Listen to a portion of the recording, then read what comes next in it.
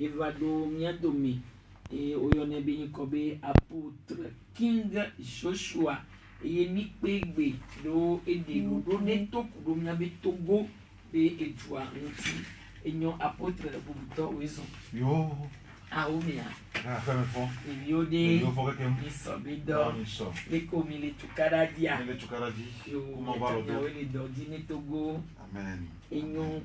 et apôtre neni be ni pe we gbere ni akansen kudo wa mi si apoyin ko le nonome tata yeye de ko de to na Togo ye oso sika so we kekem ye o le yo ebe Togo yeye nke de nyi ye ni ase gomi. Ah, mon tak na maou ji planigba wala do bia bia yata. Mdado pe gbe antonto. Do bebe. Ma opo nya globe na mi le mopopo me vuvu me da si vie e la bena abe ke na ngbe dodo ala enye mu teve ola ma wo ye dongbe c'est une vision de Dieu e dongbe be togoa ye tien togoa il a de togoa ya treba su duyeye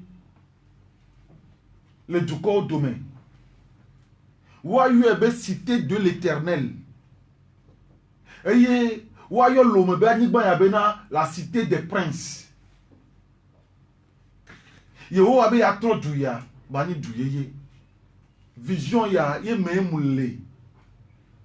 Parce que mon kwese abele ke ma o glo na bena Togo la tro mukareji. Mukareji bena Togo vieux be fuko le pe depuis très longtemps. Gbedegbe. Muni 61, muni 101. Kaka Togo joa, Togo muni jude ke wa globe duya ediani, duya nyon, duya ele pojijo, duya joa le jona du me vio le du. Ele nyona o. Bon. Va se regbe ya. Aya dudu fu pepe te de ani e ko Togo joa jesi.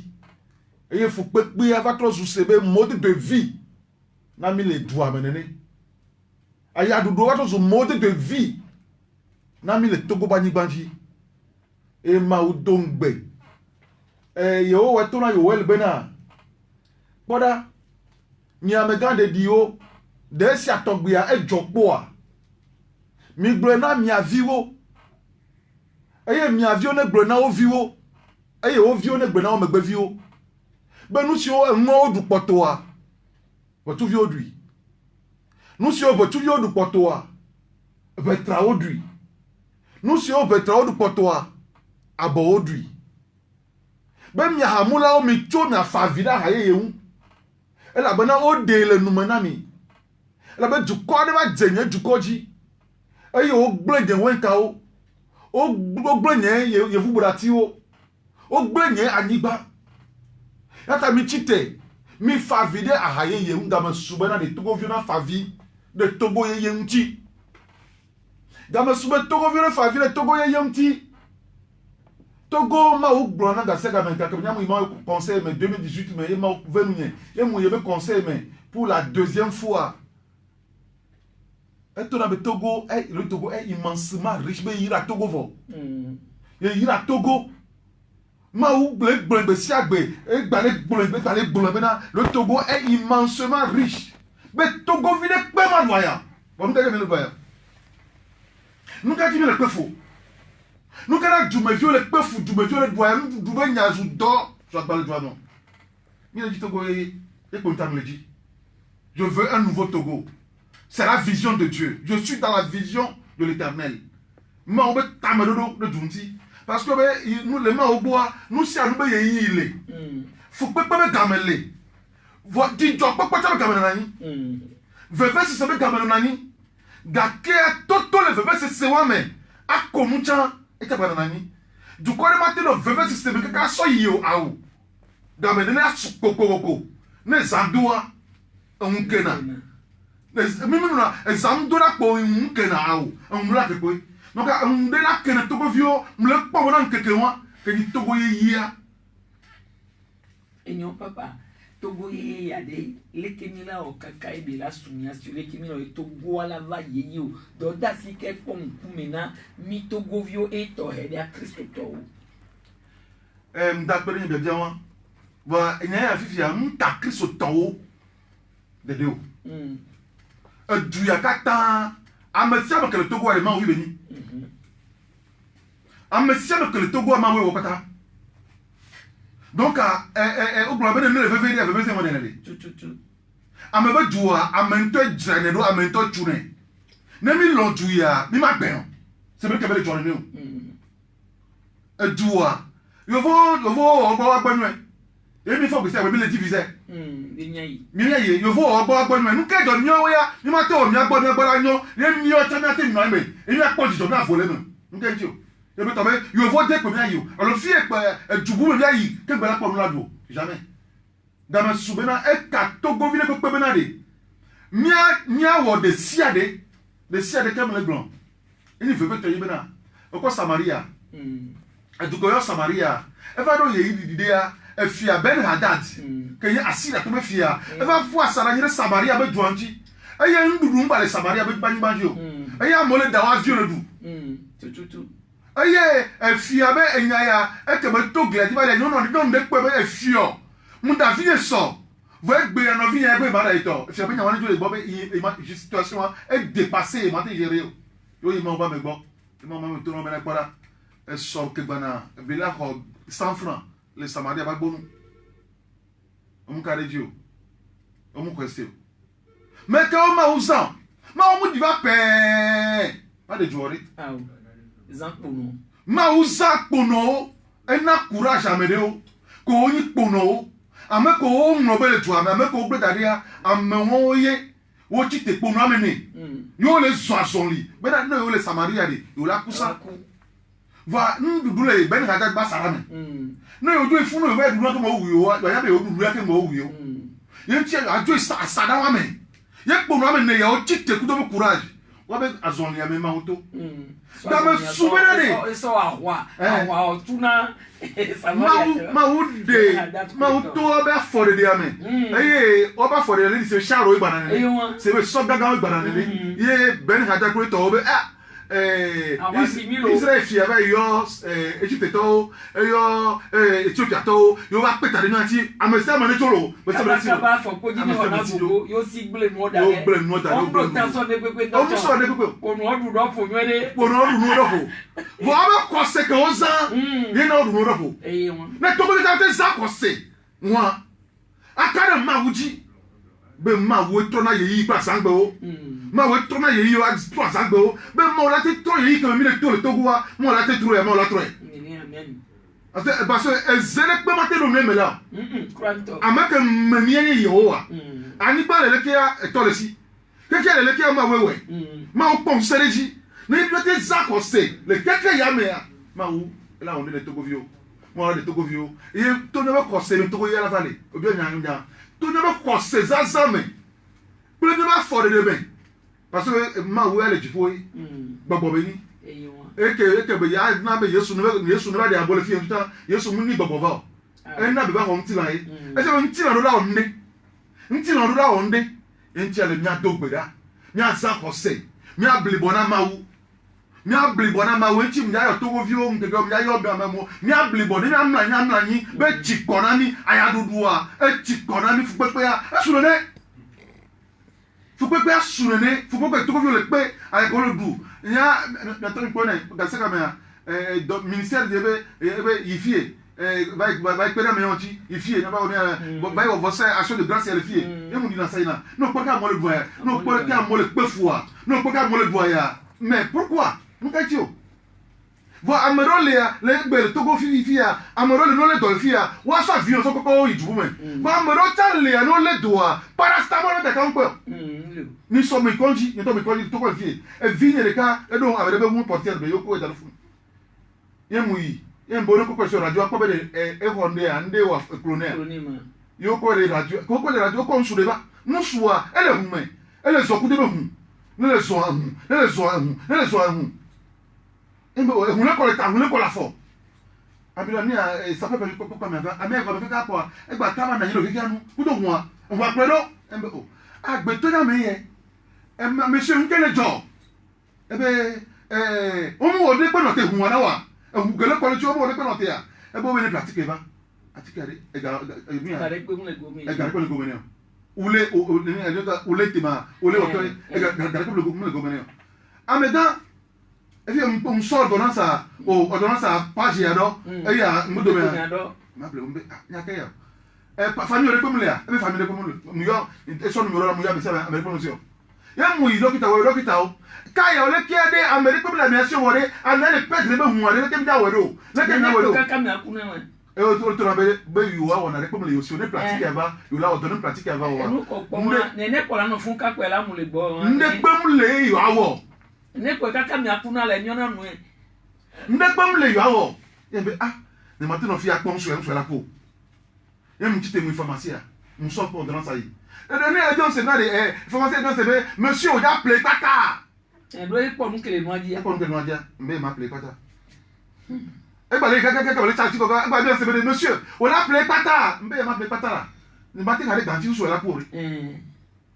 mbele e ko wa o fota ti ko wa carton e mro ta ne be nyina carton e mro so va funwa ke o mbo yo koko nsu ya so wa do come be to doji ni bo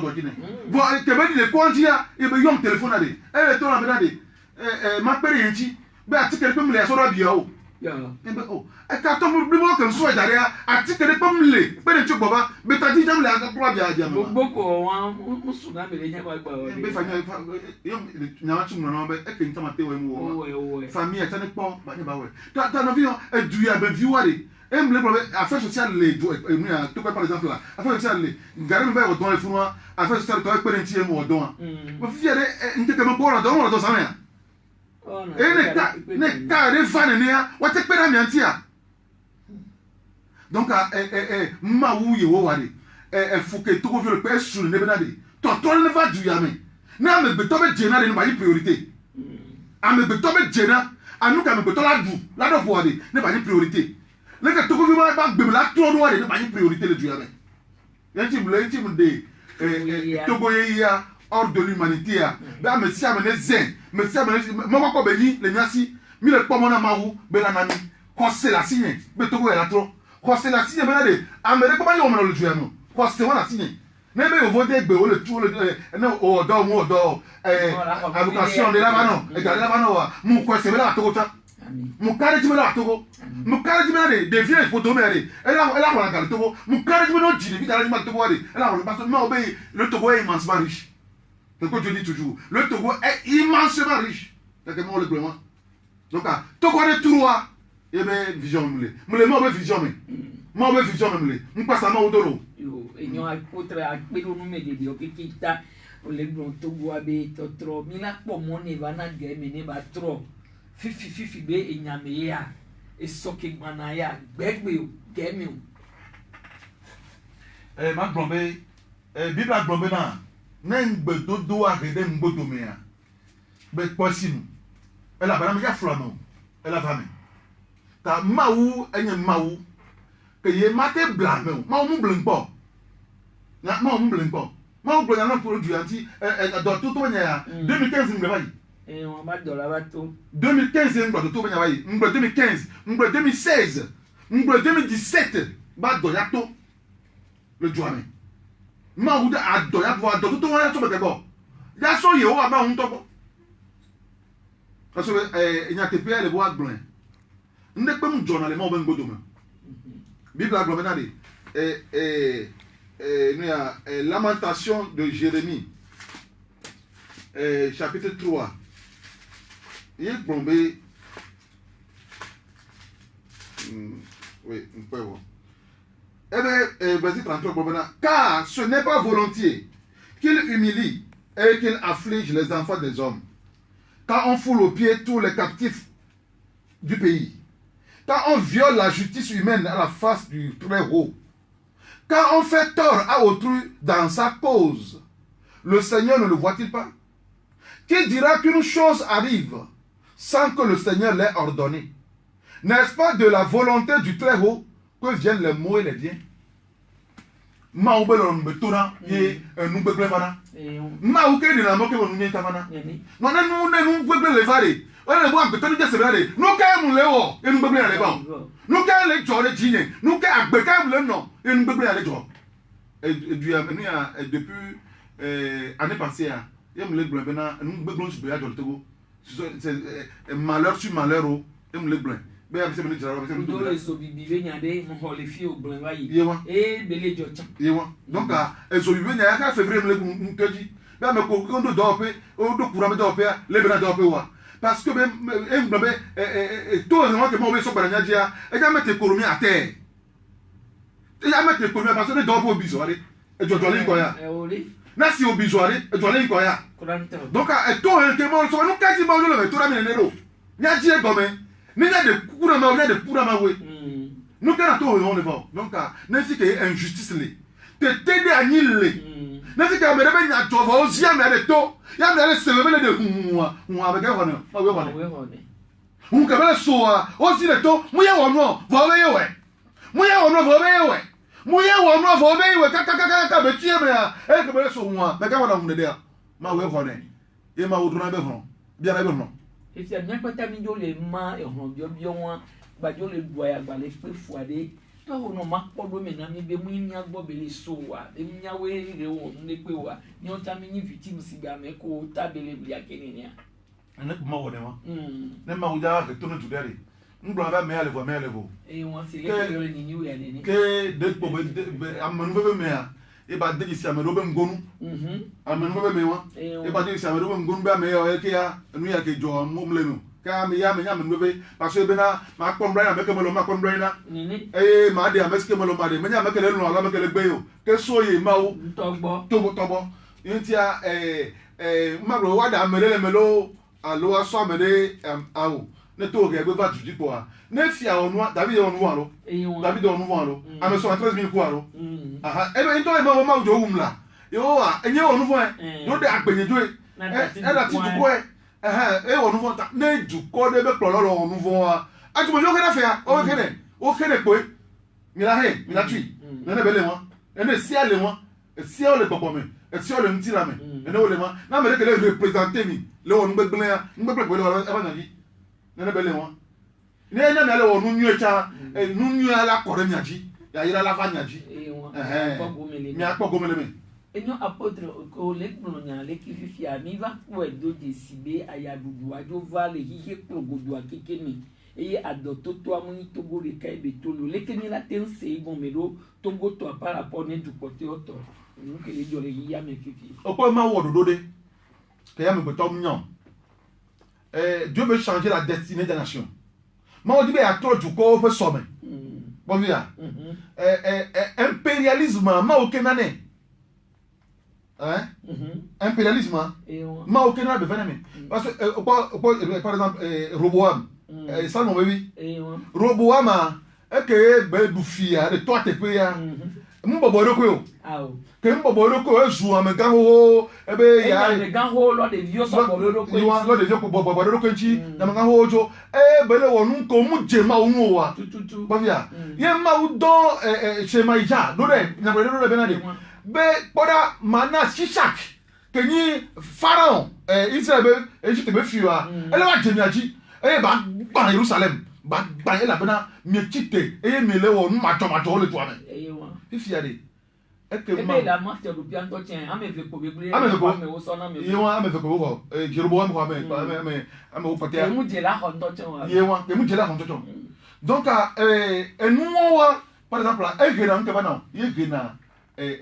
beblon va impérialisme bana fifia ke ye ma o do me do de be ya kodua ya gbadua o nga o bo ba ko na ni Jeroboam jeklo ame go eba go jeklo Israel ba me go jeklo yo de pu de ma okay tono sema ya ke profeta beda o kata o jeklo o boboro bida ye ntiare nyamnya gbanjo nyamana ye domezuna to shisha dira gbanjo voa manabe ba teodani ba wato spluvione ba servir wo ba man to le gbenaro mana ba servir wo no asumo dukobo no akpo be vivi na ma no asumo dukobo akpo be vivi na ma ta na ye duko de mumle boboro ko ne ma wo du kore jagrade ma untia ma o de na mo bena enu yo jona tete da nyivana wa te ora ni non fupepe vana be du ko buna duwaji du ko buna duwaji e jole je di on be kame le je di on be kame cha nu ya majani to wa le Israël je veux tout maro ta e majani to wa te ora ni 7 ans o ko via we lo na wa ba gbe mu ko gbe mo na de pe on parle de pepe 7 ans ma unte de mo ne ko via ni dans le soubena Afrique to non soyons honnêtes le même joueur Bovia soyons honnêtes wa produit le honnêteté mais Bovia ele bo wa produit Afrique be joueur ele bo wa produit ni gbe ni na pro honnêteté mo wa o la no nyaji ni ma pro le justice me ni ma pro be duo le justice me le gatepe mo wa du ko bo la no nyaji Bovia parce que nous ko onia lo qui ça se ressemble nani bobe mi ma o justice o l'égalité ma nani o mi ma produit le ma o be lolo nu me o le ma o be fofo me o amedi du lolo ko amete la nyina la ko amete la nyo enu ya e ko va di Africa ma o di bi Africa be du vivi ye nya ha kele jole bi ko do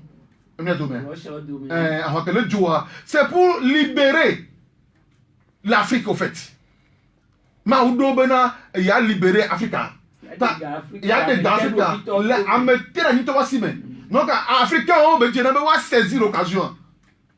wa gere ma o be vision ma o be npopo ya me no avo ne pe mu vovo na jure le e be te la nyira wasime enu a amede gbe na America mi nya me gan le Togo mi kimi le kasem pa e po be gbe na me e ka kam yo avo le duya no ele pour poso be ka le ko te o la nyanchi ele pour mpo e wo mzizi enya ko be blo enya o mran to la gbegbe enchi ya nu ko na we Togo fi le do e le pe fo won mi be dam ni nya to yo nu ko ma o so na mi a nu nya we le san o ma o ko la fana tuya kama suma ona de mi kama su ya gere mo be vision me enyo apotre fifi ade ni la gbo be ni no mi abate mu no me kimemili ya batem fionu ameko le ted me viodo toa e na be ma o de mo be enu ke joni so le Togo be go ye moji dumato wa datu nya be so ja menyi ye over to gbo o nya ojo ke mboto wa va we won enu be de we ni le pon wa ke le so to no ma wo ni nya be doa baba na nya be so ja o nya no vi ko o ja ni le àwọn gbejia baba na o famille pata mdo baba na le fie baba na o pata baba na Togo vi ko le CVV amede be to e oni amede be fofo e oni baba na o pata fo mi o se abi la gbo na de be jojure njola o le njo na yewo ame jojure mu na yewo am jojure nti o wa jojure ame ko le jojo antia o le njo na yewo am jojure ta o wa jojure juta pola o le njo ma we pona juta na nu ake joa ele mi na bien na ko se be nu kan ti nu ajo le gbogbo me nu ke na nu ajo na magbe no yewo ato na Isaiah benade yewo le gbogbo Isaiah mo le ha jigele ko yen fo wen blem won blem ye le ko yen si le tota me e jira me do e jobo e me e wusi komide me aye o fa won chechere me aye o ha fiam de me be na ne wo chekola ya ba fie aha ya da won le fima vo e ko le mo problem won cheche ya e won wa che ogu cheche o e be aw Jerusalem tawo mi va kora mi va sekudum na nu ka yo na gle enye mo na gle ya wa nu ka ta bele po na gle be na che e won cheche vo o va che fu cheche o Jerusalem tawo nu ka e mi va drop bon le nye pe nye won gle do me mi se nu sike be da nye won gle kora ma kaka po le nti e se ko mi dia ma kaka po le nti be na el na wa dao na do afo eji Emele ko. Aha. Ma kaka po lenti, ma gba frontière lenti, be la wada do me. Ma kaka po lenti, be na la wada o ne gere me. Ma gba greleun bo wa zo nji wada foji. C'est que wa le bon. Esaïe chapitre 5. E ma gba grelenti, no wa do afoji wa zo nti. Ma na wa zo afuti me. Abe ya na wa zo afuti me. E ye nja o pre nwura mi ade me. E la be na ye le mo pom na jojo yenye. Gakea evu kokora ni le juame ye le mo pom na nu jojo Gakea ko ni fa pe lidodo ado wu ana pe lidodo le juame anu ko gena ma o be jikuva na edudia wa ye ma o ba si jona le doaji ye ma o ba me takpo ba si ya e jona le edudia wa wo tani to bi la onere e ji me wa tro na to we po la onere e ji me e wa tro na ju ya de banyo na ju abanyo ne nya onde gbe ya ma wo jona di unchi ebe ne me joju anti o wa joju ro e jola ro ndo bi la bento be ye o wa enni aplo e fli edati e na va onu va se anigba bo nuke elisia ma o ti na va onu va se anigba bo nuke e na va onu e ko via nu ye global na so msa meten global na de e be ma wo mojire to onu afika ko na me ato avana ma ni ko na me ato ye o wa jipra anigba la gbo mana kena de lo wa fote o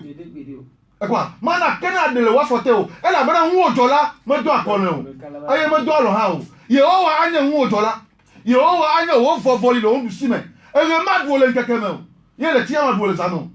Yehowa ajo nwo ajo ododo nti ajo ogbogbo nti Yehowa ajo nti o to fo kata me e ba bia ajo nwo to fo kata me ta ne ma o mo jojo nti o wa fo na jo le doaji ta le ke de nka mi ambe proto la wo o de sima o le dogbeda amo le onu titi donc fa lo du ya tagbe si agbegbegbegbe wa enya kiri apele le kemi la ola zon yin ko ale be togo ni sika be du ya baba eye o abenade ebe chava yade me do tamede mianti be ma ofomi lesi mi afofo do tikuna mta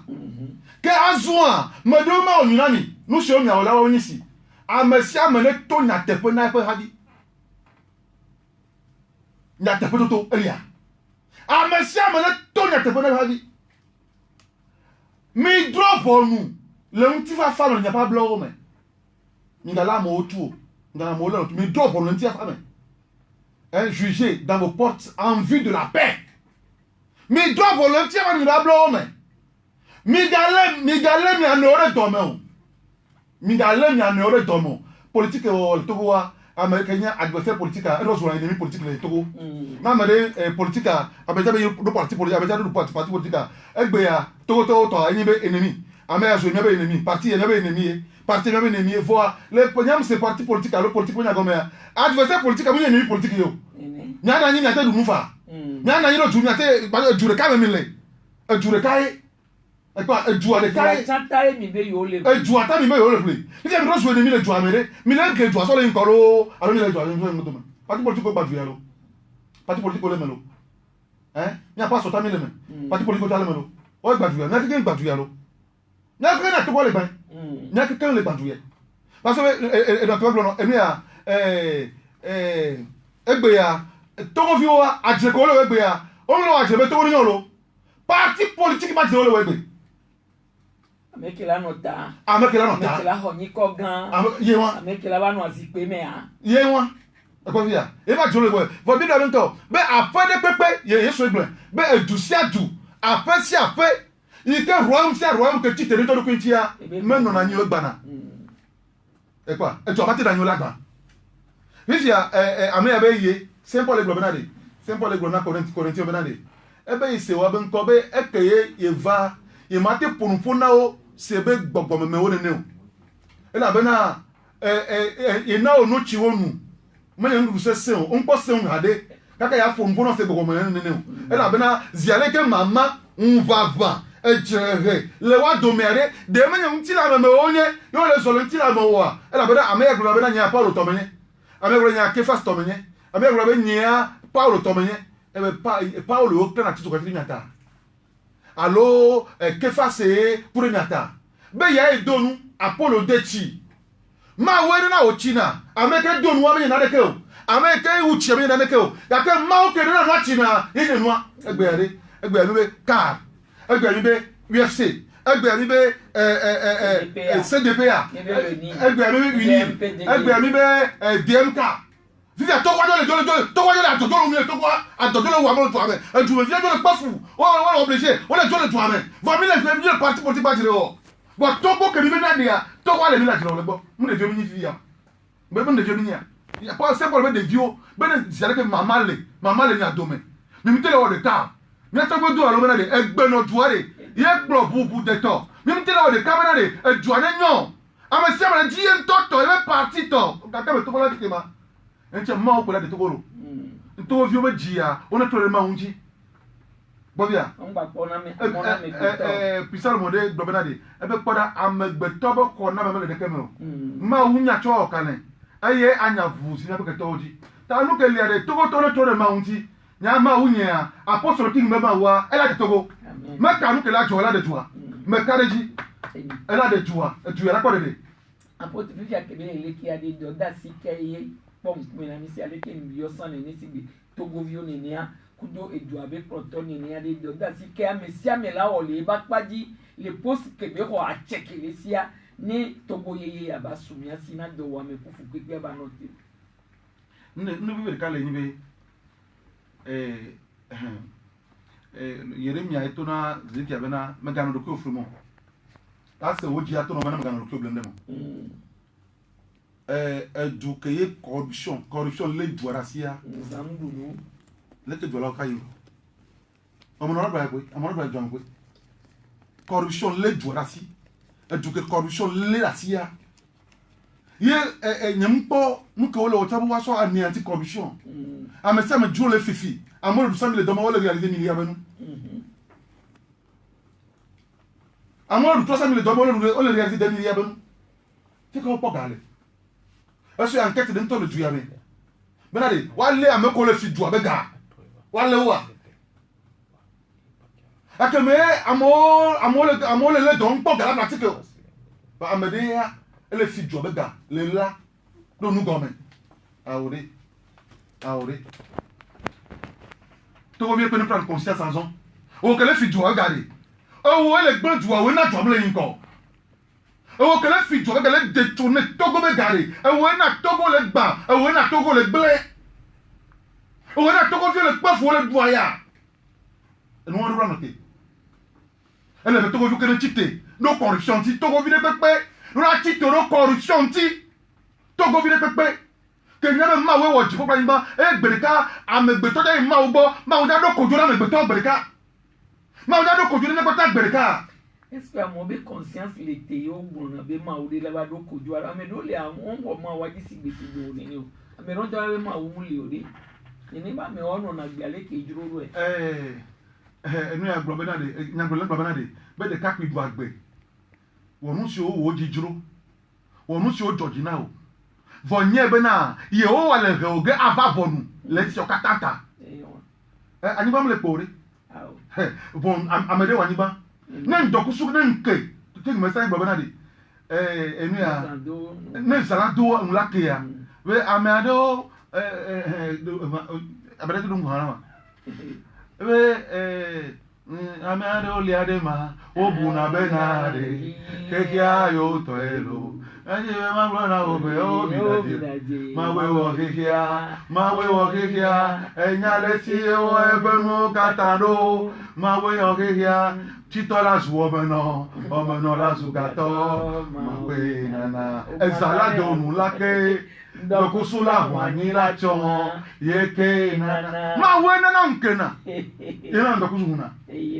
donc amegbeto la nye benade ndeko kolo tirofia ma obena ko le tirofia mti tirofia e wonu mbara ogbu am ogblenu ila be ke be poade obe e ke be poa e chepe obe to ko ni fa tirofia mti oh wo ha ne kuna wa me ke wujuko wa me ke do wonjina mo wa me ke tromo e fi okata nu anyi boko o le gbode mo pe o ake wo yala o cho dare jo ma fo me wo yala o cho de gbere duko wa po e wa po o npepe nla pe o ma o drona bo na me sia me amede pepe ke la nyima ajia ngba kwese fata ko ngba be nti klozole be na nti klozole pada be la be zile ka pa me petora ku e ku me gba po bondoro zile ka ko do ku ko bondoro no te po ta o mo da o mi sa de pe ta o mi sa la ploto yi to le to wa fo me aba ire e ma la pa e ma ya bibla le me pa la pa mi sa de ke be da li be li wa wo ne ga ko lo onu fo ka onu bara ga kwa aba onu to ka de ta onu mi sa kwa la ba do ala pa we ya ke ba me la file peto igbo chuma fama le tia nouveau yele wa fiba la ya ma pour ndo do le ma gbara mi same ta ya mi same la butamele nu ke bele wanti a so ke bele de ya nti mo se bena chanya le ti ya de ben keke o na ji nya nu wa kunya si e kwa via chami ale ke na nya ben to na jija no nya si ta ma wona kpari nya ti na nya to ko viware nya be na de enu si aru kelele wo nya no nya dia na do nya si nya be enu ko le wo le pen dare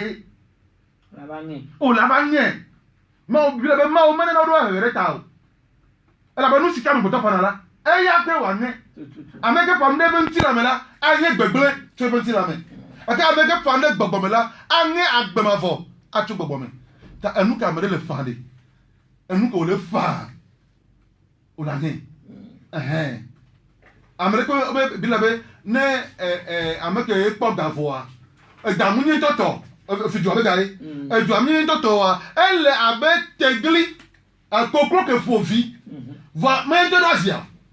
Voilà, koklo wa cho tegli basiji ne de bioti ko di amda wa drojo le gbo nene wa drojo le gbo nene maye enu ke ye me to voa le ko to wa ele wa jo le gogogo Amerika ele jo beka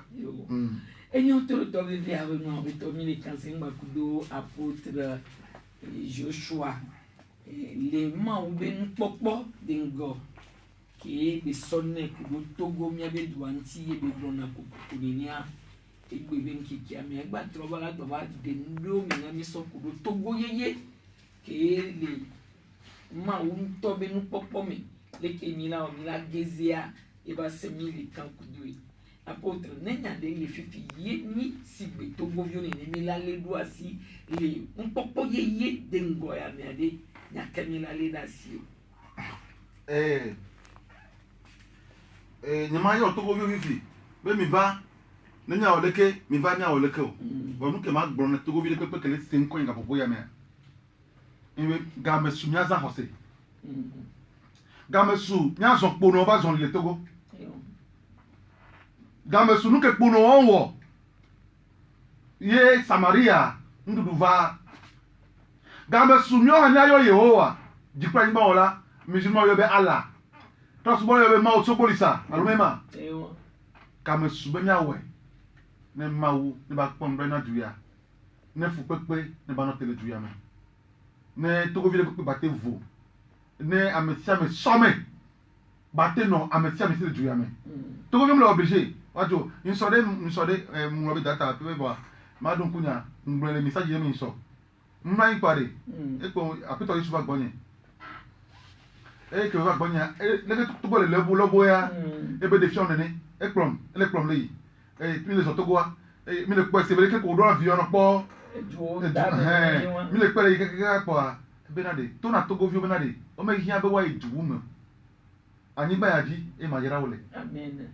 anyi gba yaji e ma yera wole ka ke mele gbonye de egbe o gba loko la nyigba dia pata le pola me nde pepe ke la nyigba dia to ko be ko le pola me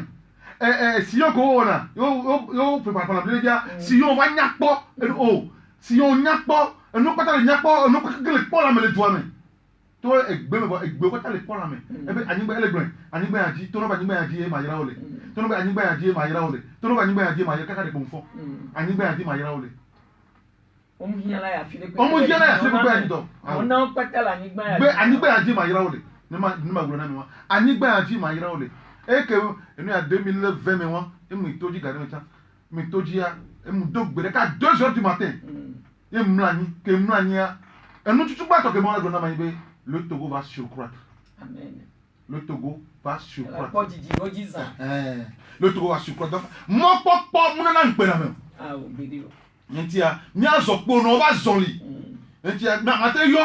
bere Togo vi mi lo ya na tu bia Togo le sereke ne nya dogbera nya jekolo nya pokoko na Yehowa ma ube na de ne de nya be jona mi ne na mi Togo ya parce nya be mo popo won ame se me fo nya bo ne ko la nyina ma wo e bebe to nya bo ne ko eye enu ke ba le vevere ibe nya wo alliance de paix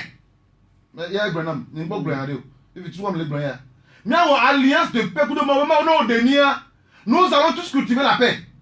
nous allons chercher la paix parce que be du ya wa se Togoji enya mi nya di nti afa ne duwa be du ko ya wa se Togoji pro be question nu ye ntia de mi ru la di nti afa doka Togo vi le ko la nya be na enu ko mi le wa c'est pour la paix c'est pas pour la guerre ni me le tite mi adatu mi wa dire mamare nani a division de ngbefi be na de akwere ke tite re ntoro ko tire afa gbana du kore ke chitere masoro ko ba du ko gbana ga ma so to ko no rika ga ma sumana de parti politique ma to ko vio me ke o to ko vio no de ko nya ba de jure ka ko nya si Togo musulman mbalé o chrétien mbalé o to so mbalé o mi ko ta mi Togo vio na Togo jure kapé ke ma o so na mia ne ba nyona nya pata na ke na di nyona duwa yo abena ne promission e jure me ani gbare jia mi di ani gbare be nywe parce que nyona duwa ala nyona nyota Togo vide pepe que Togo va créer 5 ans egbe ya edwadi nywe na Togo duwa Togo vide pepe que le conseil 5 ans vite ya edwadi nywe na duya mi ko ta mi edwadi nywe na duya ntia mu le yo me ko ke le di nywe na Togo wa mu le yo be nya o de ka le gbogbo me le unti la me eye nya yo mawu nuke ma wonya wa ni ake ma wo bro nya wo ni ma wo pera mi ko for ka ijia ma de Togo wa nya ko for ka iji na ba wonya de klo ya de Togo wa nya de klo na ba nya tikpo ya de Togo wa nya tikpo nya klo ma wo dolo mo se mu nya enu ya karaba ni ma dio ma wo le nkore ko do so wa bla exam ya ezoro na nkore ezoro no so ma o pare do na to na pare do le nkeke me ya e klo ko alilipo na tamenao e klo dawo mo se mu nya ma dio vo ani ma wo le peso le ye wa ma on to la komi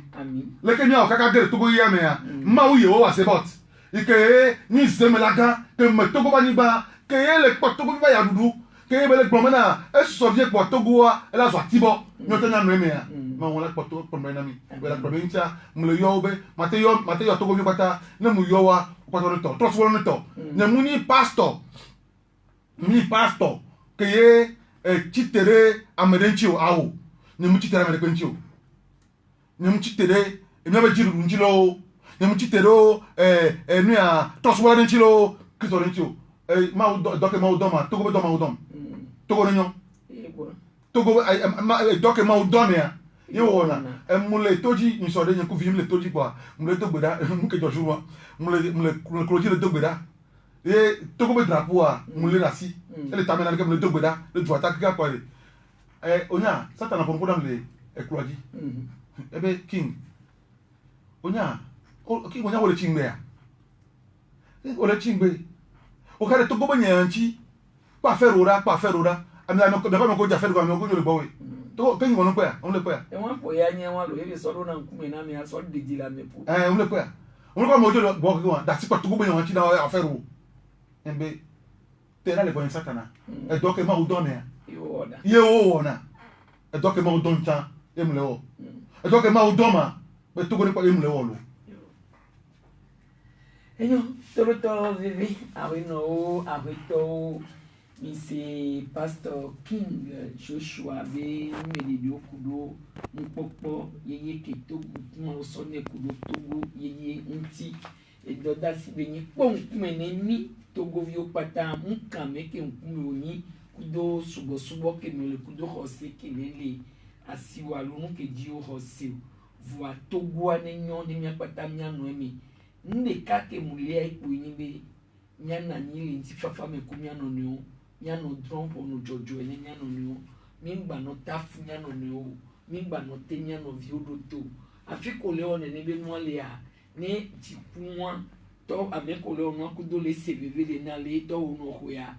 ne ya me program ya be di o chanto le me on to chan kudo apodidi no chan me le me ewe ye mi ku ele te pe vovovovo nka o Togo to ala tofu imuke me mile to fifia eso ale mile no agbe dodo nya no bio nya avion nti kudo ale ke mi so ma u dangbe mile gbo nya ma di nyowa nya to do ma unti nya bobo nya do ko ni ta me ke ma dodo du ya ntia ta me dodo wan evemi e ya nto chan no nto ni Togo vi yo lo Togo nya wala nya be Togo a ke sino to be du ye beni tu fafa de benyi ke me nya ba me de ba to le me ai ji nyona la fi de gbede wa to ono be ila to si no la ni gba ya ji eyi nti e so daru fi oni Togo video ke wa nu ko la wa po ni be o ton la gendo npopo ya me ku do gbede dora ku mo popo be to ono be nya ke be gbondo Togo tia ne di Togo ti ba di Togo video ti ne mi ageze mi ya akpe be mi se mi abeni ko le gbebe dodo ya me pastor oyira ma oyira gbogbo de enyon keke ani nyon na mi bye bye.